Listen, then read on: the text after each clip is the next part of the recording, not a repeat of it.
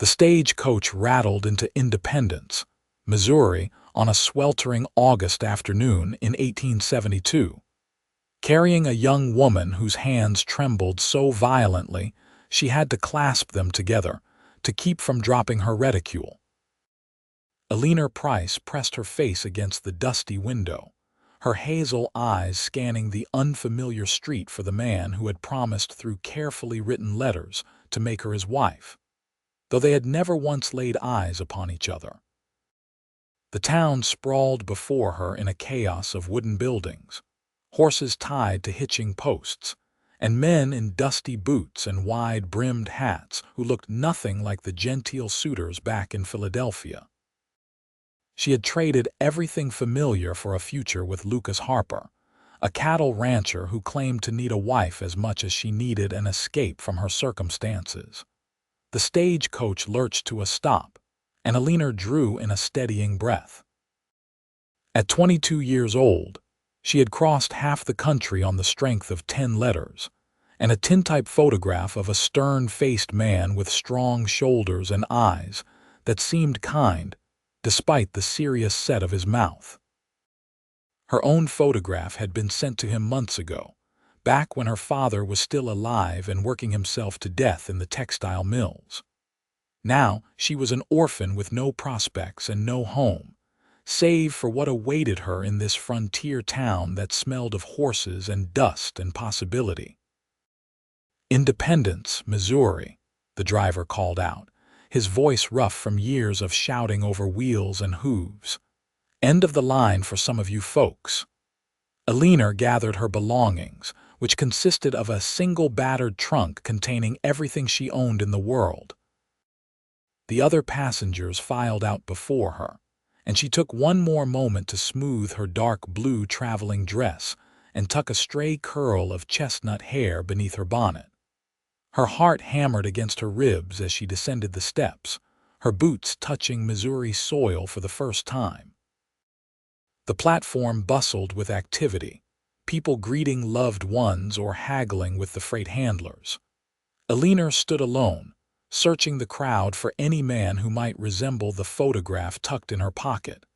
Minutes passed, then more minutes, and with each one her anxiety grew. What if he had changed his mind? What if he took one look at her and found her wanting? She was not a classic beauty, she knew. Her mouth was too wide, her figure too slight, and her hands bore the calluses of years spent taking and sewing to supplement her father's meager income. "Miss Price." The voice came from behind her, deep and warm like honey in tea. Eleanor spun around and found herself looking up at a man who stood well over 6 feet tall. Lucas Harper was more handsome than his photograph had suggested, with sun-bronzed skin and eyes the color of a summer sky. His brown hair curled slightly at his collar, and when he removed his hat, she saw kindness written in every line of his face. He was perhaps 27 or 28, with the solid build of a man who worked with his hands and the cautious expression of someone who had known disappointment. "Mr. Harper," she managed, her voice barely above a whisper. "Yes, I am Eleanor Price." He studied her for a long moment, and she watched as something like relief softened his features. "You are prettier than your photograph suggested," he said, then immediately flushed. "I apologize. That was forward of me. I only meant to say that I am pleased to meet you in person, Miss Price. Truly pleased." Despite her nervousness, Eleanor felt a smile tug at her lips. "You are taller than yours suggested," she said. "I had not expected to crane my neck quite so much." Lucas laughed, a genuine sound that made the tension in her shoulders ease slightly.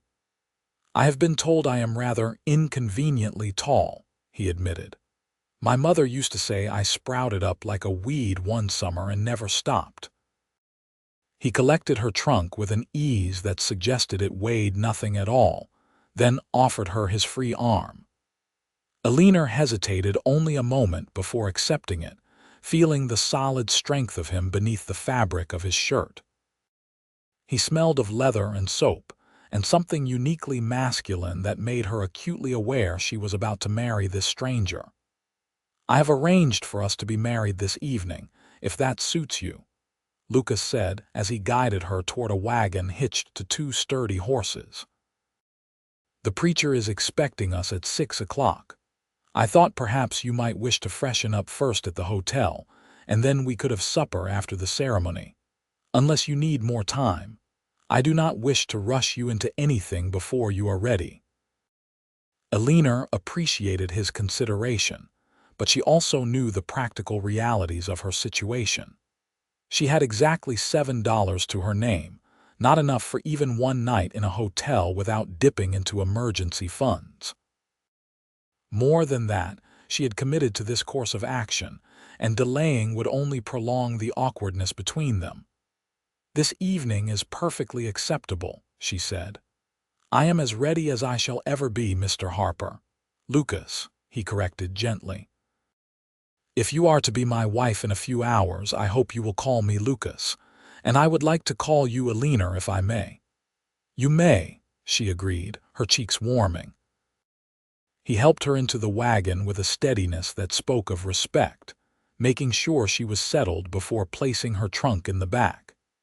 As he climbed up beside her and took the reins, Eleanor found herself studying his profile. He had a strong jaw and laugh lines around his eyes, suggesting he was a man who found joy in life despite the hardships of frontier living. His hands on the reins were capable and scarred, the hands of a working man. "My ranch is about an hour outside of town," Lucas said as they started moving. "It is not fancy, but it is good land with a creek running through it. I have about 200 head of cattle and am building the herd each year.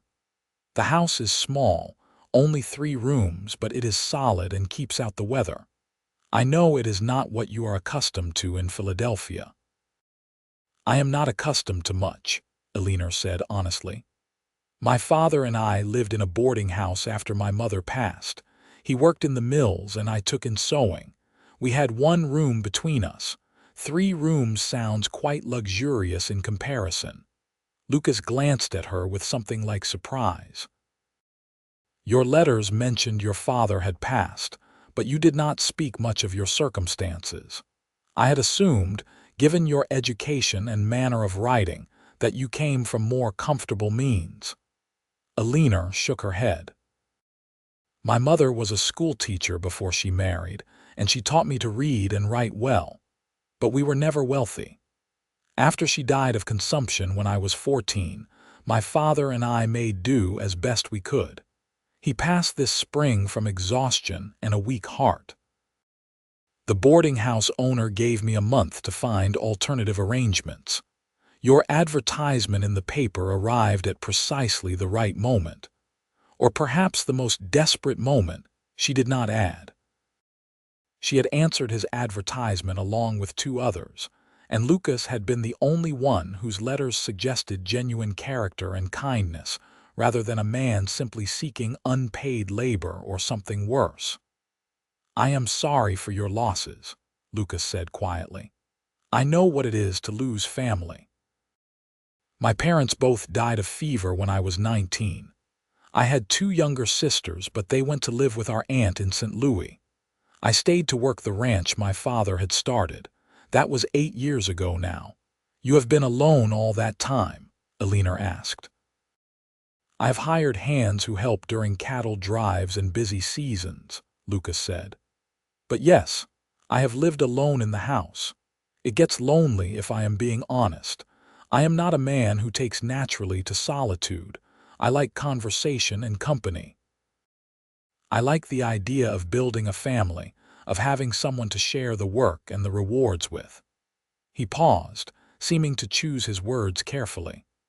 "I hope you do not think me foolish for seeking a wife through correspondence. I know it is not the romantic sort of courtship young women dream of."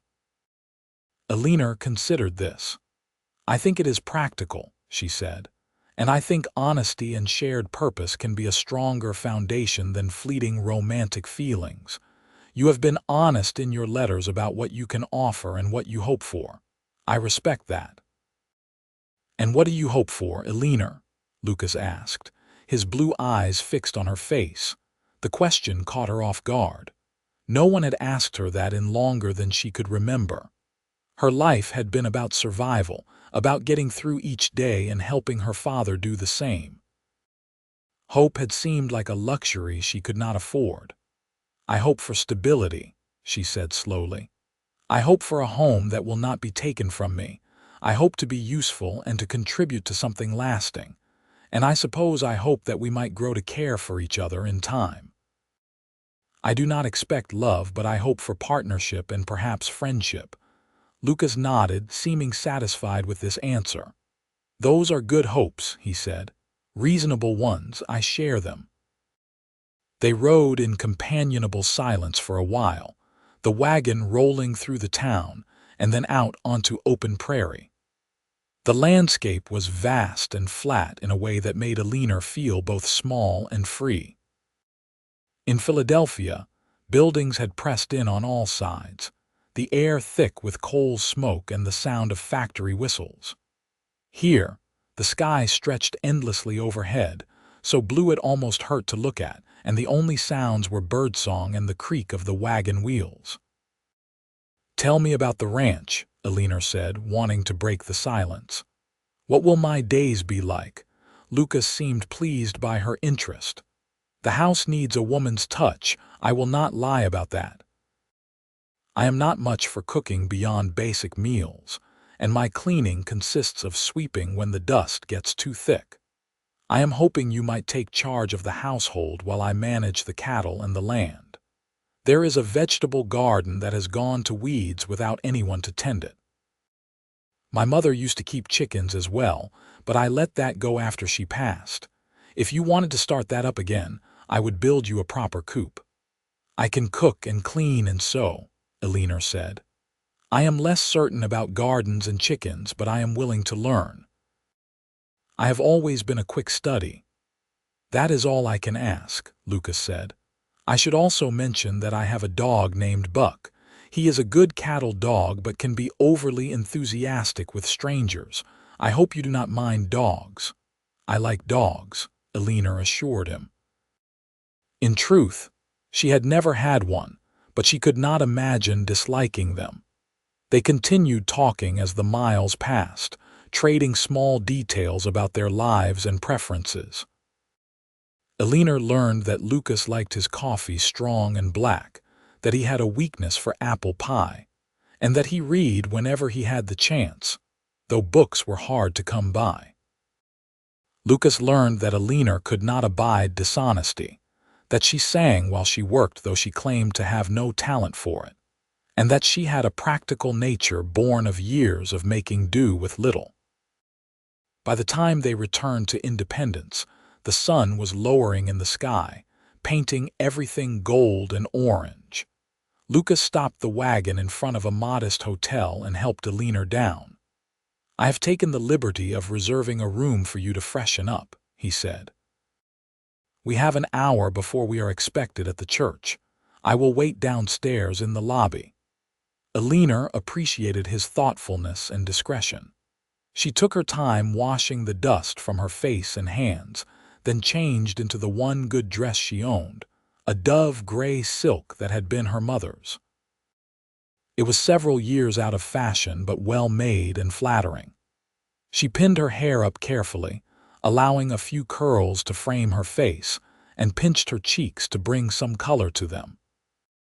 When she descended the stairs, she found Lucas waiting, now cleaned up himself and wearing what was clearly his best suit. His eyes widened when he saw her, and he stood quickly. "You look beautiful," he said, and the sincerity in his voice made Eleanor's heart flutter unexpectedly. "Thank you," she said. "You look quite handsome yourself." They walked together to the small white church at the edge of town. The preacher was a jovial man in his 50s who seemed genuinely pleased to be marrying them. There were no guests, only the preacher's wife to serve as witness, but somehow that felt appropriate. This was not a grand social occasion, but rather a solemn promise being made between two people trying to build a future. The ceremony was brief and simple. Eleanor's hands trembled as Lucas slipped a simple gold band onto her finger, but his own hands were steady and warm. When the preacher pronounced them husband and wife and told Lucas he could kiss his bride, there was a moment of hesitation.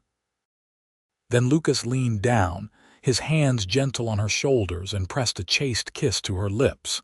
It was over in seconds, but Eleanor felt the warmth of it down to her toes. "Well then," Lucas said when they stepped out into the evening air, now man and wife, "shall we have that supper I promised?" They ate at the town's best restaurant, which was not saying much but was clean and served hearty food. Eleanor found herself relaxing as the meal progressed. Lucas was easy to talk to, genuinely interested in her opinions, and possessed of a dry sense of humor that made her laugh. By the time they finished eating, the sky had gone dark, stars appearing in brilliant profusion. "I suppose we should head to the ranch," Lucas said, though he seemed almost reluctant. "It is a bit of a drive in the dark, but the moon is full tonight, and the horses know the way well enough." Eleanor nodded, her nervousness returning. She was a married woman now, heading to a home she had never seen with a man she had just met. The reality of it all suddenly felt overwhelming. The drive was quiet, both of them seemingly lost in thought. The prairie at night was a different world, filled with the sounds of crickets and distant coyotes. The moon indeed provided enough light to see by, turning everything silver and strange. Finally, Lucas spoke.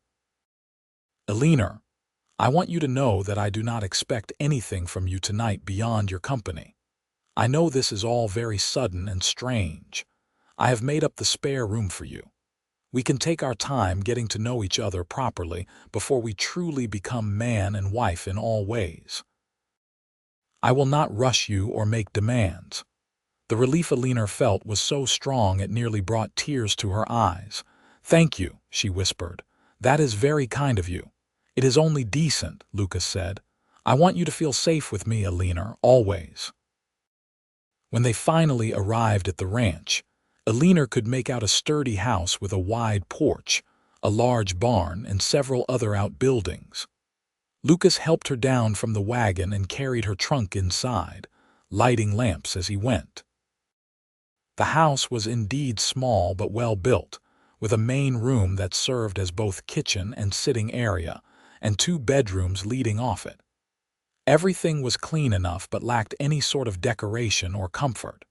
It was clearly a bachelor's domain, purely functional. "Let me show you to your room," Lucas said, carrying her trunk to the smaller of the 2 bedrooms. It held a simple bed with a quilt, a washstand, and a small wardrobe. "I know it is not much, but you can fix it up however you like. Whatever you need, just tell me and I will get it for you." "It is fine," Eleanor said. "Truly, it is more than I had in Philadelphia." Lucas nodded, hovering awkwardly in the doorway. "Well then, I suppose I will bid you good night. Sleep as late as you like tomorrow. There is no rush to anything." "Good night, Lucas," Eleanor said, "and thank you for everything, for your kindness." He smiled, that warm, genuine smile that transformed his whole face. "Good night, Eleanor. I am glad you are here." After he left, closing the door softly behind him, Eleanor sat on the bed and let out a long breath. She was married. She was in Missouri. She was beginning a completely new life with a man who seemed kind, but was still essentially a stranger. It was terrifying and exhilarating all at once. She changed into her nightgown and climbed into bed, expecting to lie awake for hours replaying every moment of this extraordinary day. Instead, exhaustion from the long journey claimed her, and she fell into a deep sleep almost immediately. She woke to sunlight streaming through the window and the sound of someone moving around in the main room. For a moment, she could not remember where she was, and then it all came flooding back. She was Eleanor Harper now, wife to a cattle rancher in Missouri. She dressed quickly and emerged to find Lucas making coffee at the stove. He turned when he heard her, his face lighting up. "Good morning," he said. "I hope I did not wake you. I am afraid I am used to rising early." "What time is it?" Eleanor asked. "A little past 6, Lucas said. "I have already been out to tend the horses and check on the cattle in the near pasture, but there is no need for you to rise so early. You must still be tired from traveling." "I am accustomed to early rising," Eleanor said. "My father and I both had to be up before dawn for our work. I would like to be useful, Lucas. Please do not feel you must treat me as a guest in what is now my own home." Lucas poured her a cup of coffee and handed it to her. "Then perhaps you could help me understand what we need in the way of supplies. I was planning to make a trip into town this week to stock up on provisions.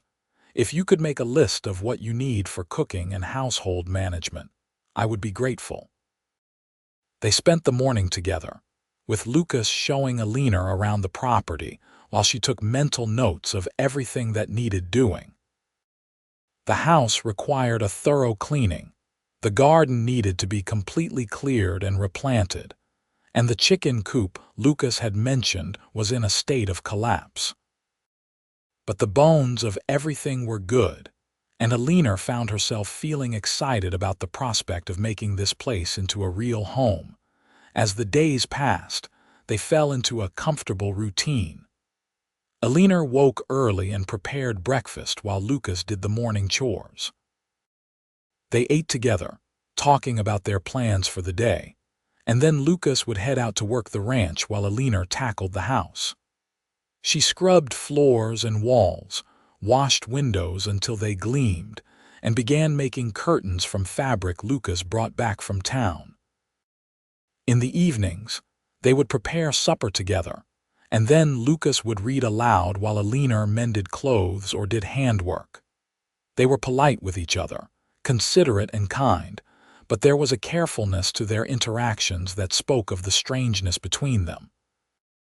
They were married but not truly intimate, sharing a home but still learning the most basic things about each other. 3 weeks after Eleanor's arrival, Lucas came in from a day of mending fences to find the house transformed. She had worked tirelessly, and now the main room glowed with warmth. Curtains hung at the windows, a braided rug covered the floor, and wildflowers sat in a jar on the table. The smell of baking bread filled the air. "Eleanor," Lucas said, looking around in wonder. "This is remarkable. I had forgotten a house could look like this." Eleanor flushed with pleasure at his praise. "I am glad you like it. I have been wanting to ask you about something, though." "Anything," Lucas said, settling into one of the chairs at the table. "The bedroom you gave me," Eleanor began, feeling her cheeks heat. "It is quite comfortable, but I have been thinking. We are married, Lucas. It seems odd to maintain separate rooms as if we are merely lodgers sharing a house. I know you said you would not rush me, and I appreciate that consideration more than I can say. But I think perhaps it is time we began to be truly married, if you are agreeable to that." Lucas's expression was unreadable for a long moment. Then he reached across the table and took her hand in his thumb brushing over her knuckles. "I am more than agreeable," he said quietly. "I have been hoping you might come to feel comfortable enough for that. But I want you to be certain, Eleanor. I would never want you to feel obligated." "I am certain," Eleanor said, and she was. Over the past weeks, her initial nervousness around Lucas had transformed into something warmer. She looked forward to their meals together, to their evening conversations, to the sound of his voice reading aloud. She appreciated his steadiness, his quiet strength, his gentleness. She might not be in love with him, not yet, but she cared for him and desired his company. It seemed a good foundation for a marriage. That night, Eleanor moved her things into Lucas's room. He was patient and tender, and if their first coupling was awkward and brief, it was also sweet in its way. They lay together afterward, Lucas's arm around her, and Eleanor felt a contentment she had not known in years. "Can I tell you something?" Eleanor said into the darkness. "Of course," Lucas murmured, his breath warm against her hair.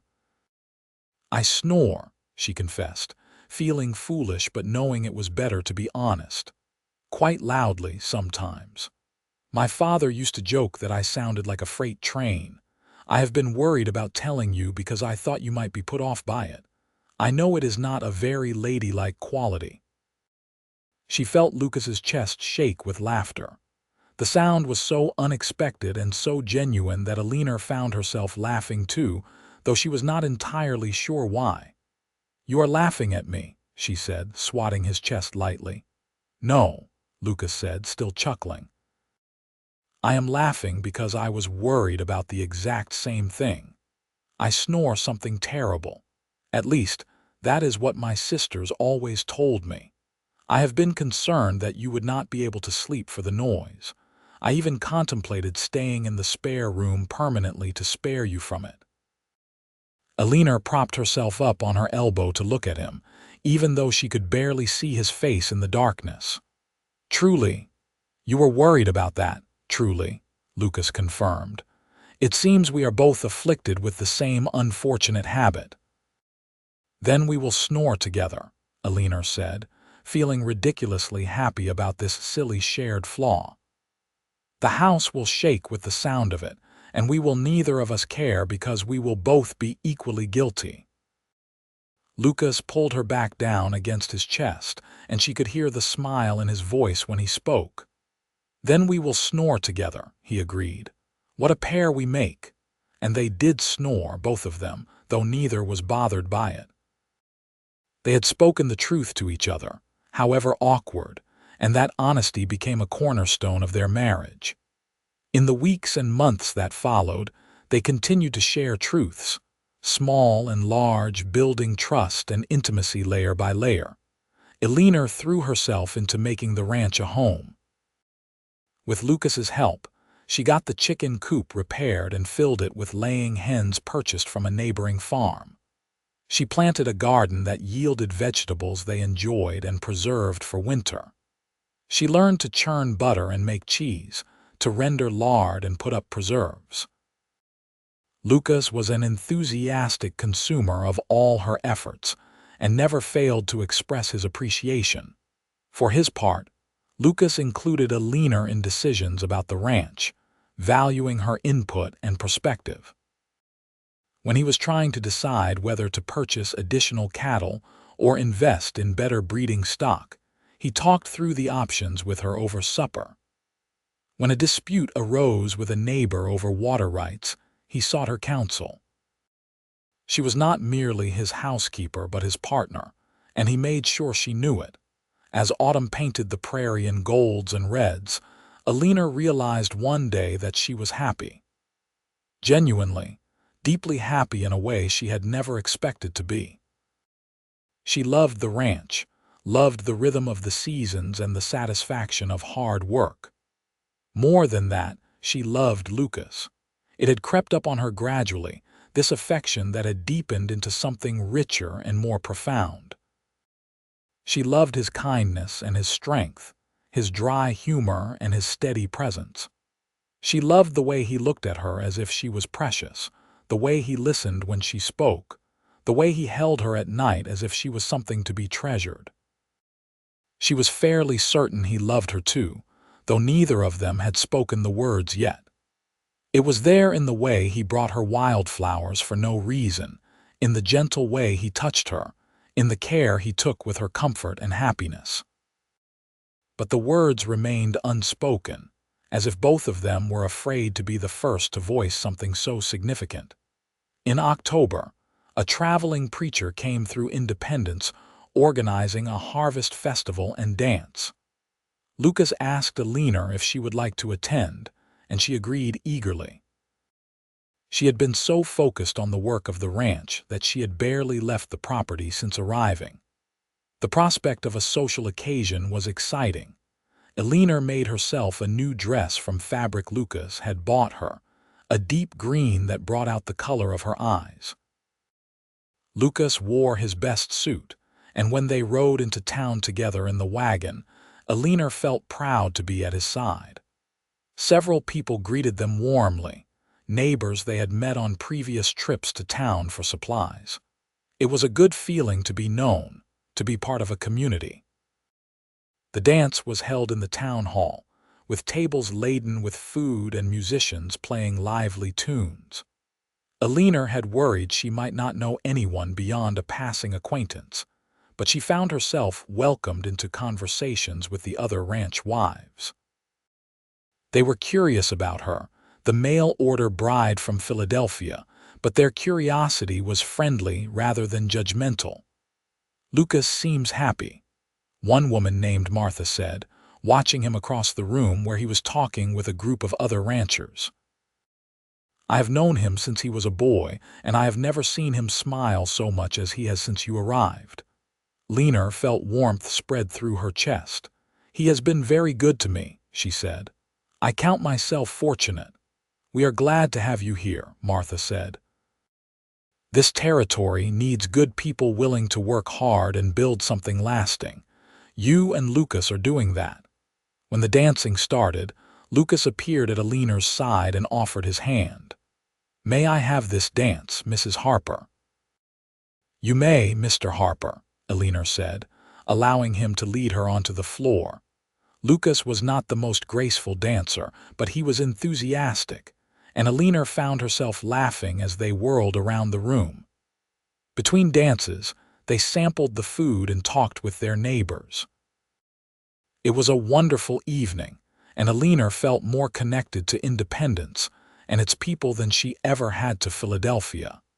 As the night grew late and they prepared to head home, Lucas helped Eleanor into the wagon and tucked a blanket around her against the October chill.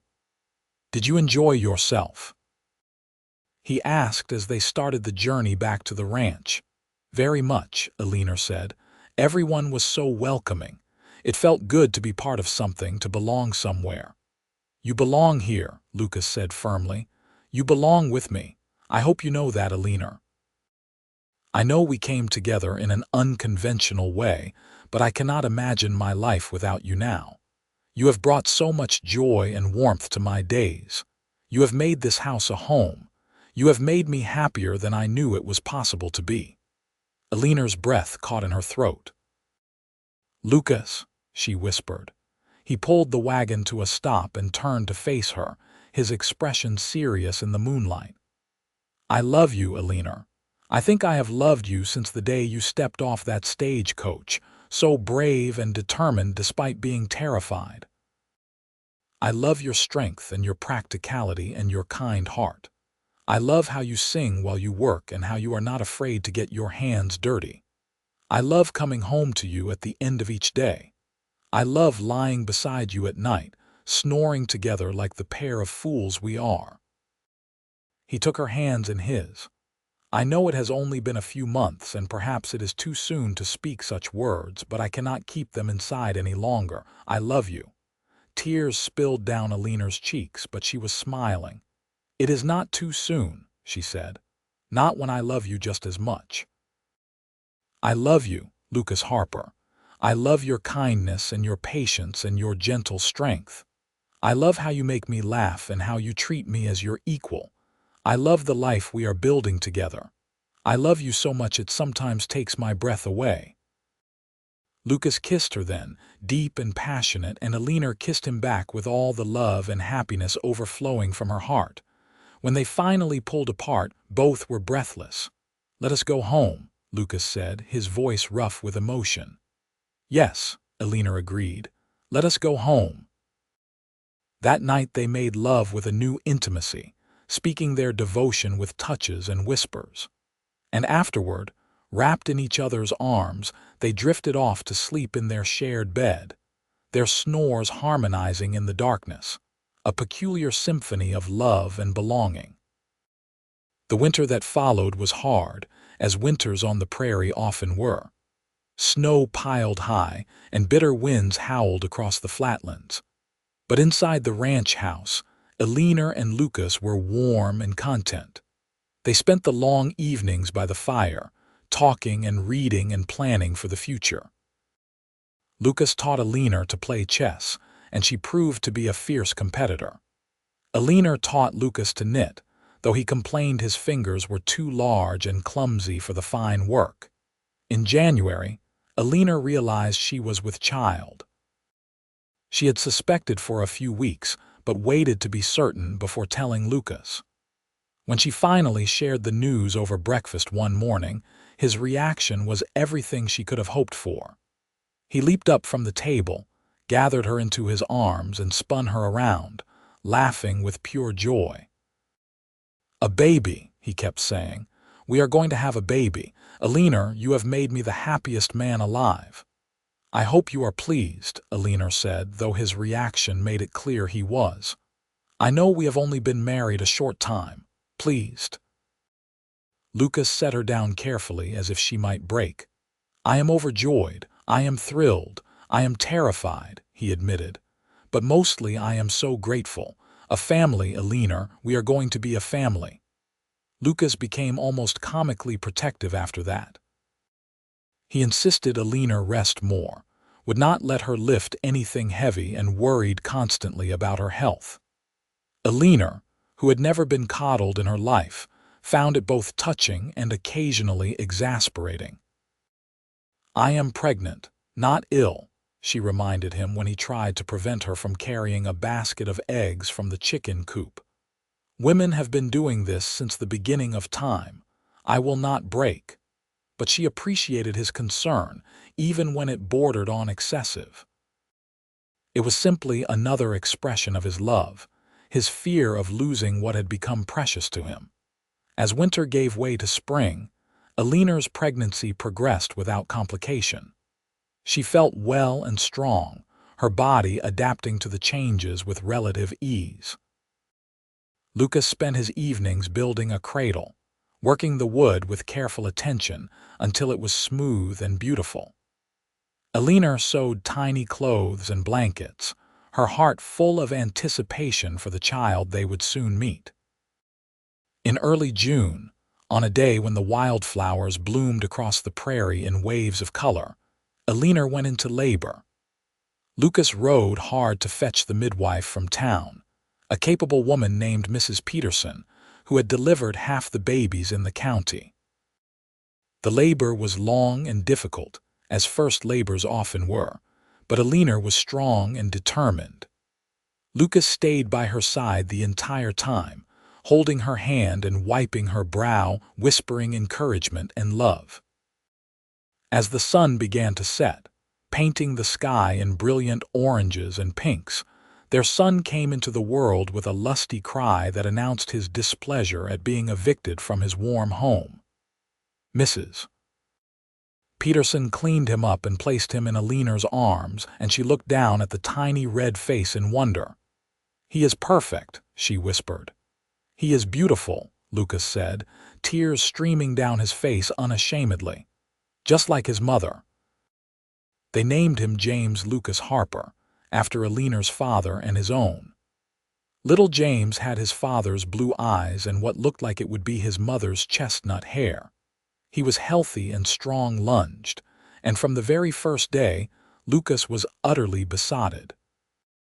Eleanor had worried that Lucas might be one of those men who saw infant care as solely women's work, but she need not have concerned herself. He was an involved and enthusiastic father, changing nappies without complaint, walking the floor with James when he was fussy, and singing him lullabies in a surprisingly pleasant baritone. Watching her strong, capable husband cradle their tiny son with such tenderness made Eleanor fall in love with him all over again. The months after James's birth were exhausting but joyful. Eleanor navigated the challenges of new motherhood with the same practical determination she brought to everything, while Lucas adjusted his work schedule to be available to help as much as possible. They were tired, often covered in spit up or worse, and had not had a full night's sleep in longer than they could remember, but they were deeply, profoundly happy. "You ever regret it?" Eleanor asked one evening as they sat on the porch, watching the sunset while James slept in his cradle nearby. Marrying me, I mean. Taking a chance on a stranger who answered an advertisement. Lucas turned to her with surprise. Regret it. Eleanor, marrying you was the best decision I ever made. You and James are everything to me. Why would you even ask such a thing? Eleanor shrugged, feeling foolish. I suppose because I sometimes cannot believe my good fortune. A year ago I was alone and frightened with no prospects and no hope. Now I have a home, a husband I love, and a beautiful son. It seems too good to be true sometimes. I worry that I will wake up and find it was all a dream. Lucas set down the piece of leather he had been working and pulled Eleanor close. It is not a dream, he said firmly. This is real. Our love is real. Our family is real. And I promise you, Eleanor Harper, that I will spend the rest of my life making sure you never have cause to doubt it. I love you, Eleanor said, resting her head on his shoulder. I love you too, Lucas said, more than words can say. As the years passed, their family grew. 2 years after James was born, they welcomed a daughter they named Sarah Jane. She had her father's sunny disposition and her mother's determination, a combination that led to frequent mischief. 3 years later came another son, Robert, who was quieter than his siblings but possessed a keen intelligence and gentle nature. The ranch prospered under Lucas's management and Eleanor's careful stewardship of the household finances. They expanded their cattle operation, added more chickens, and eventually acquired a few pigs. Lucas built Eleanor a larger house, with more bedrooms for their growing family and a proper parlor where she could entertain the friends she had made among the neighboring ranch wives. Independence itself grew from a frontier town into a thriving community. A school was built, and Eleanor served on the committee that hired the first teacher. A church was established, and both Lucas and Eleanor were active members. They were respected members of the community, known for their hard work, their honesty, and their willingness to help neighbors in need. Through it all, through the hard years and the good ones, through drought and plenty, through the challenges of raising children and managing a ranch, Eleanor and Lucas's love deepened and strengthened. They remained partners in every sense, facing life's trials together and celebrating its joys as one. On their 10th wedding anniversary, Lucas surprised Eleanor with a trip to St. Louis. It was the first time she had been away from the ranch and the children for more than a day since James's birth, and she felt almost guilty about enjoying the luxury of hotels and restaurants and theaters. But Lucas insisted.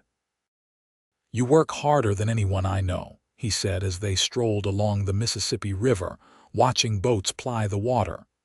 You have earned a rest, and I wanted to do something special to mark 10 years of marriage, 10 years of happiness. They have been happy, have they not? Eleanor said. Even the hard parts, we faced them together. I would not change a single thing.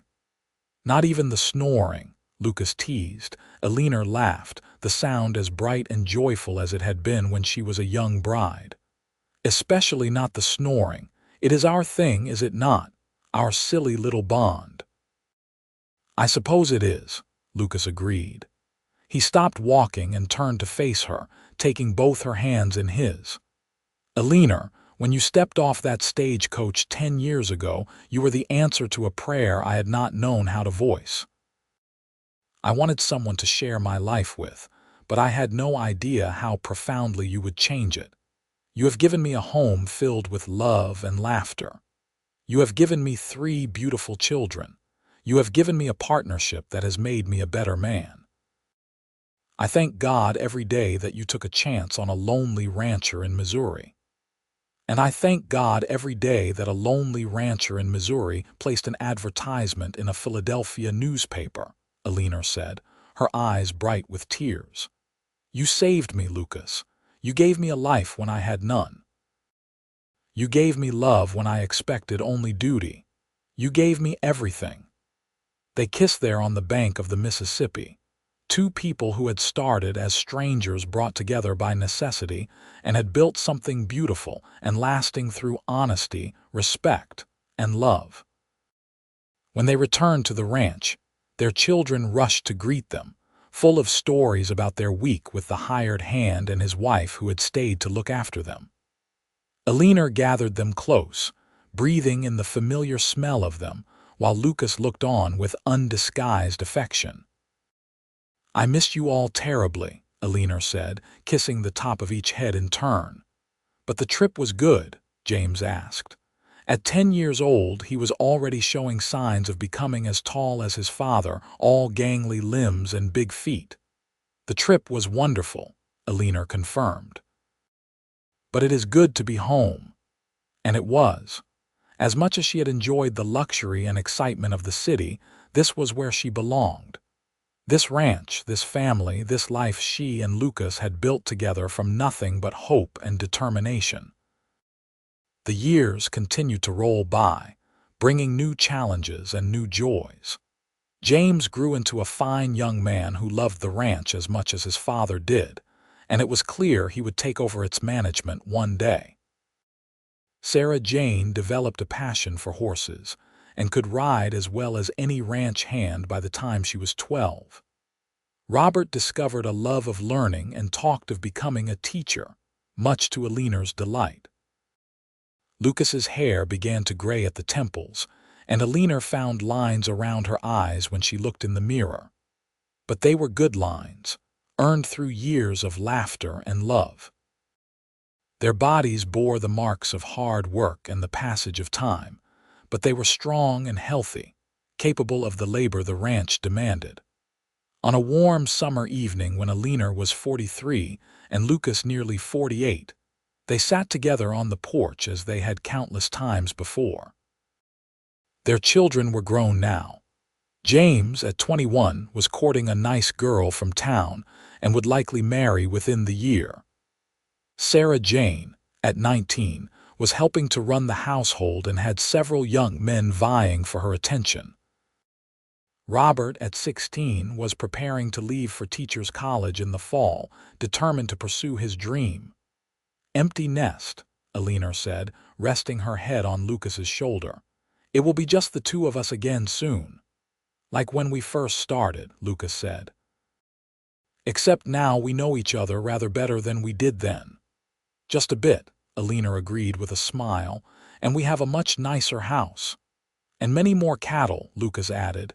"And chickens," Eleanor said, "and pigs," Lucas continued. They fell into comfortable silence, watching the sun paint the prairie gold. After a while, Lucas spoke again. "Are you happy, Eleanor? Truly happy with how our life has turned out?" Eleanor lifted her head to look at him. His blue eyes were still as kind as they had been the day she met him, though now surrounded by laugh lines and crow's feet. His hair was more gray than brown, and his hands bore the scars of decades of hard work. But to her, he was still the most handsome man in the world. "I am happier than I ever dreamed possible," she said honestly. "When I was a girl in Philadelphia struggling to survive, I could not have imagined this life. I could not have imagined feeling so secure, so loved, so completely at peace. You gave me all of that, Lucas. You and the life we built together." "We built it together," Lucas corrected. "Every bit of it. I could not have done any of this without you. You are my partner, my best friend, my great love. Everything good in my life comes from you."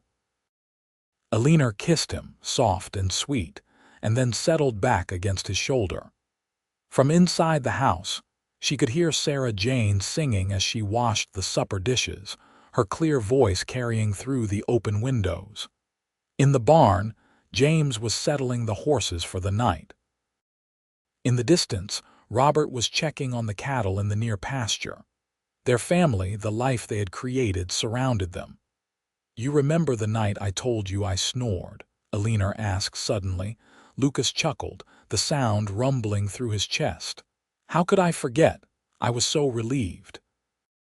I had been agonizing over how to tell you the same thing."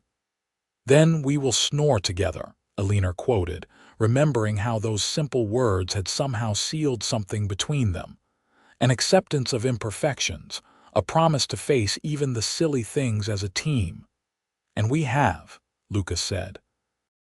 "For over 20 years now, we have snored together, among other things." "Among many other things," Eleanor agreed. They sat together as the stars began to appear one by one in the vast Missouri sky. The prairie stretched out before them, the land they had worked and loved and made their own. In the distance, a coyote called and another answered. The wind carried the scent of grass and cattle and home. "I would do it all again," Eleanor said. "Every moment, every challenge, every joy. If I had the choice, I would choose you every single time." "As would I," Lucas said. "Every single time." And there, on the porch of the house they had made into a home, surrounded by the life they had built through love and hard work and unwavering partnership, Eleanor and Lucas Harper sat together as the night deepened. They had started as strangers brought together by circumstance and practicality, a lonely rancher and a desperate woman seeking security. They had become so much more. They had become partners and lovers and best friends. They had become everything to each other. Years later, when James brought his new bride home to the ranch and asked his parents for advice on building a strong marriage, Lucas and Eleanor looked at each other and smiled. "Be honest with each other," Eleanor said. "Even about the silly things. Especially about the silly things." "Be partners," Lucas added. "Respect each other and value each other's contributions equally." "Work hard together," Eleanor continued. "There is satisfaction in building something side by side." "And love each other," Lucas finished. "Not just the easy parts, but all of it. Love each other through the challenges and the triumphs, through the ordinary days and the extraordinary ones." James's bride, a sweet girl named Catherine, looked between them with shining eyes. "You two are what I hope we become," she said. "So clearly in love after all these years." "We snore together," Eleanor said, and when Catherine looked confused, both Eleanor and Lucas laughed. "It is a long story," Lucas explained. "But the short version is that we accepted each other's flaws from the very beginning and chose to love each other not despite them but including them. We chose partnership over perfection, honesty over pretense, and love over everything else. And we would choose it again," Eleanor added, reaching for Lucas's hand. He took it, his fingers intertwining with hers as naturally as breathing, and squeezed gently. As the years continued to pass, Eleanor and Lucas grew old together. Their children married and had children of their own, filling the ranch house with the sound of grandchildren during visits.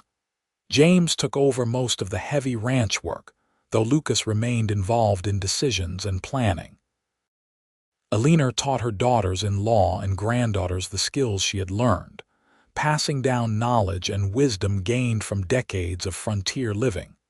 Eventually, Lucas's joints grew stiff with arthritis, and Eleanor's eyesight dimmed. They moved more slowly, tired more easily, but their love remained constant. They still sat together on the porch in the evenings, still shared their thoughts and dreams, still found joy in each other's company. And yes, they still snored together, though now it was accompanied by the various creaks and groans of aging bodies. When Lucas passed away at the age of 76, peacefully in his sleep with Eleanor beside him, she grieved deeply but without regret. They had been given 43 years together, years filled with love and laughter, hard work and satisfaction, challenges overcome and joys celebrated. He had been her partner, her love, her everything, and she had been the same for him. Eleanor lived another 5 years, surrounded by her children and grandchildren and great-grandchildren. She remained sharp and engaged, still offering advice and wisdom, still maintaining her own small garden and her beloved chickens. but everyone could see that part of her had gone with Lucas, that she was waiting to join him.